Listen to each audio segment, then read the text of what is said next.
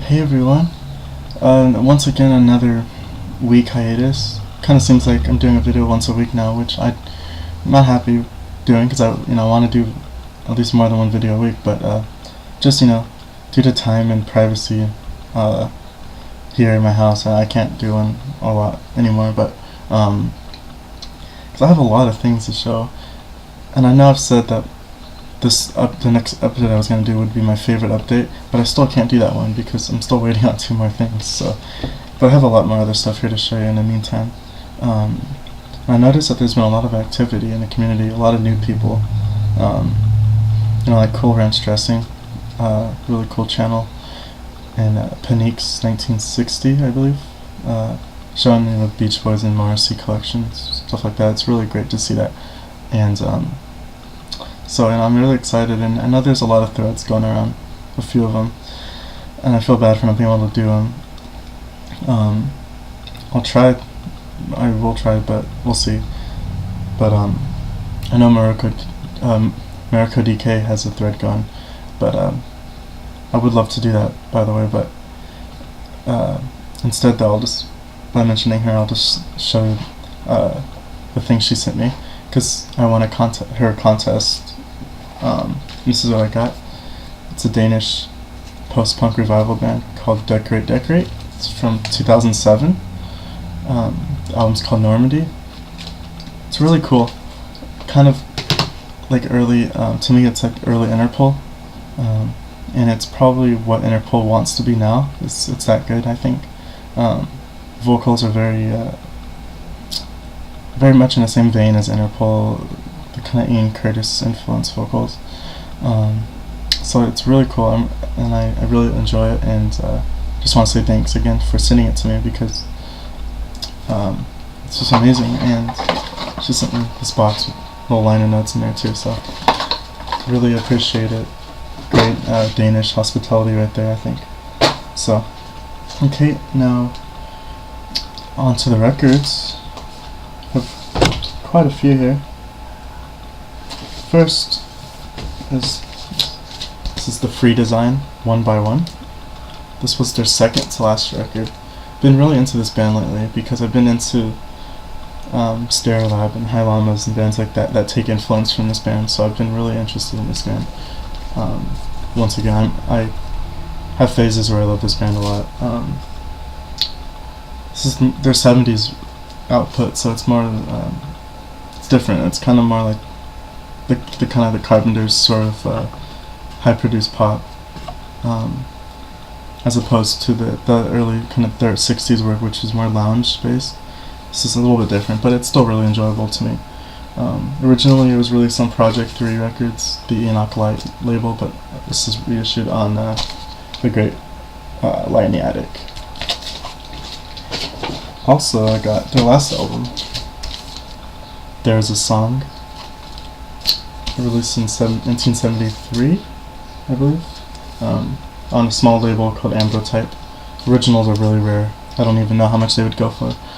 But I really like this one a lot more than 1 by 1, I think. But this is more of the same kind of style as the last album I just showed. Really underrated band, underrated songwriter, Chris Daedrick, who just passed away, but a few months ago or something, a year ago, I can't remember, but he's a really underrated songwriter, and proven to be very influential from a lot of bands in the 90s, like Stereolab, for example. So, okay, next is the self-titled album by the Lemonheads. This was released in 2007 on Vagrant, which is an interesting label for them. And it features Carl Alvarez and Stephen Egerton from The Descendants. And it also has Jay Mascis on guitar on a few tracks. And to my surprise, I didn't know this one is on the clear version. They made a clear and a black version, so I got the clear version, so really excited about that. I guess it's harder to find than the black version, so. And the Lemonheads is just one of those bands that I always loved. I just think they can't do any wrong, so. This was their last album of original material, because they did a covers album in 2009, so. Here's The Kitchen's a Distinction with the album Love is Hell. This is kind of a dream pop. indie band, kind of lumped in with the shoegaze thing, but I don't really think they're shoegaze. But this is released on One Little Indian Records. I love this band because the singer, very distinctive voice, sounds a lot like Paul Buchanan from the Blue Nile, who I absolutely love and think that they're quite one of the best bands in the 80s. Unfortunately, no one really knows about them, but so check that out, the Blue Nile. I think listen to Kitchens of Distinction and you'll see the voice, the similarity in the voices. There's a band called McCarthy. The single is Get a Knife Between Your Teeth, 12-inch 4-track single, released on Midnight Music. This was an indie pop band that had Tim Gain from Stereolab, the guitar player, and this one also features Stereolab singer Letitia Sadier. I like McCarthy a lot. They're more of a political indie pop band, which, you know, I've said it before, I don't like political lyrics at all, but they kind of make up for it with the great music, and the vocals are really cool too, so I can handle it. Next, this is self-titled debut by Yuck, released on Fat Blossom in 2010. This band has like everything. They're like a 90s indie rock revival band from England. They sound very American now, but I mean, I can go through all the tracks and just say what of an influence they have, what influenced them to do the track. Like, you know, I hear Pavement, especially the Spiral Stairs Pavement songs. There's some Elliott Smith in here, it's Teenage Fan Club, My Bloody Valentine, Field Mice, Hum.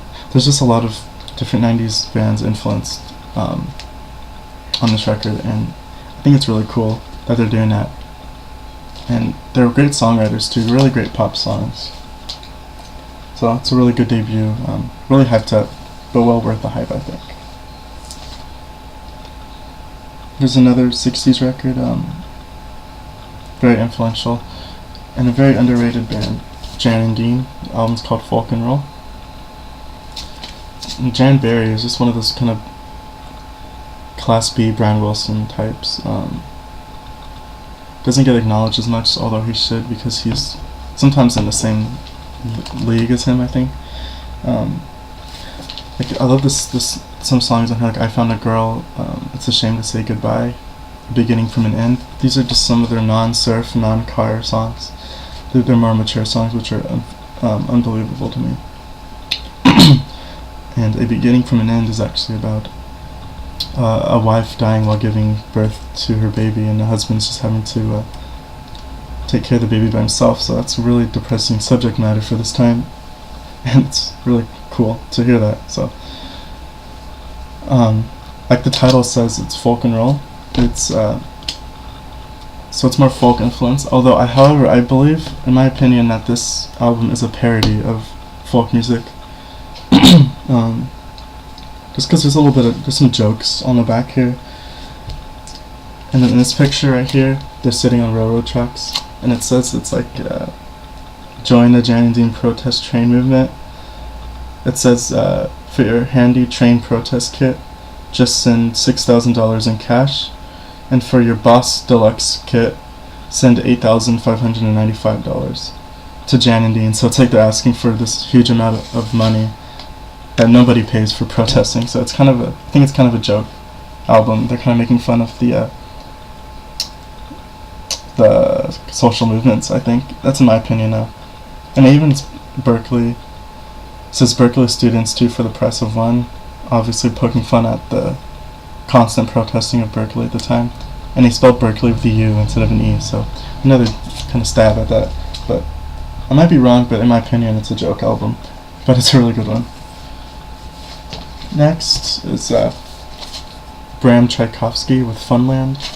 This was the pirate pop band from England. This is their last album. Not their best, but thought I'd pick it up because it was only $1. Led by Bram Tchaikovsky, that's the name of the singer, his stage name obviously, but and I like they have a song, a kind of a minor hit song called It's a Girl of My Dreams, which is a really great song, but haven't seen that record yet. There's the Fatima Mansions. The album's called Viva Dead Ponies. This was a band fronted by Cathal Khan, who was in Micro Disney, with Sean O'Hagan from the High Llamas. I really like Cathal's voice. It's kind of a baritone crooning kind of thing, which I love. I've said that term a lot in my videos, I know. Baritone crooner. But this is 1991 release on Radioactive Records. A different band, very very angry band. They mix a lot of different styles on this record. Some noise, some punk, just some, I don't know, it's just like an alternative rock record, I guess. As it says right there, the sticker, "Keep Music Evil," perfectly describes the record, and it has a parental advisory sticker, which I believe this is the only record I have that has that, for explicit lyrics. So, and it's a long record. It's like a 20-song record, and it's only a one LP set. So, but it has a lot of little short interludes and stuff. And lastly, I got the Beach Boys' 15 Big Ones. As in Beach Boys fandom, you know that this is not one of their best, but you know, it does have some really cool originals, like It's Okay, Hadaphonia, and Everyone's in Love with You. Those are probably the only 3 tracks that are worth the listen, so it's more like 3 big ones. But this was their first album they released after the compilation album Endless Summer was like #1 and took the charts by storm and things like that. So this was another attempt at a comeback studio album for them, which is why they called it that, 15 Big Ones. And it's just like an oldies cover record with a few originals. And I'm a huge Beach Boys fan. You know, I've said they're my second favorite band of all time. But some things on here are just horrible. You know, Brian Wilson's voice was deteriorating, and I'm sure Michael had a lot to do with this. And Al Jardine, they're the ones that like the oldies. But you know, like I've said, It's Okay, Hadaphonia, and Everyone's in Love with You, they're 3 originals. They're really cool, really great songs. That just happened to be on this otherwise poor record. But I mean, it is cool to have. It's in good condition, and it will add to my collection. So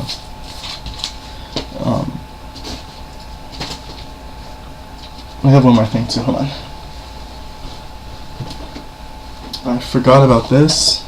This is Stereolab's Oscillions from the Anti-Sun. It's a 3 CD set of B-sides and singles, and it also has a DVD with a surprise DVD of music videos and live stuff. I didn't even know this had a DVD, but I found it for $10.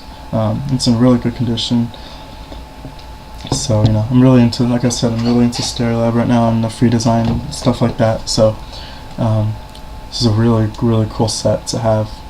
So, that's all, guys. Hope you guys enjoy it. I hope to make another video soon, or do something, a thread or something. And thanks again, Merokodk, for sending this. I really enjoy it, and I really appreciate it. And, the booklet just fell out, sorry. But, thanks again, and I hope you guys are doing well, and keep up the videos, and really excited about the spike of activity here. So thanks everyone again.